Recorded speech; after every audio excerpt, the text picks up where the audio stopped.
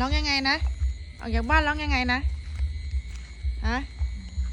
ออกจากบ้านร้องยังไงนะอ้าวเสียงไปไหนแล้วล่ะออกจากบ้านเป็นเด็กดีอ่ะแต่ว่าติดพ่อติดแม่มากออกจากบ้านอ่ะเดินไปไหนนี่พันแข้งพันขาเลยแหละโอ้ย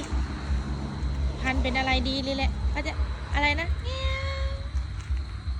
เสียงคือรักกันแท้ไอ้นั่นคือไอ้สิงก็ระแวงมองซ้ายมองขวามองซ้ายมองขวามองซ้ายมองขวาระแวงดูตาดิตาเป็นนกฮูกแล้วแล้วเวลาลงจากบ้านปุ๊บจะเป็นอีกคนหนึ่งเลยนะเขาจะแบบยิงยโสโอหังเลยแหละพออย่างนี้นะรักดูดิตาเป็นนกฮูกเลยดูดิตาเป็นนกฮูกใครพ่อเหรอไม่เห็น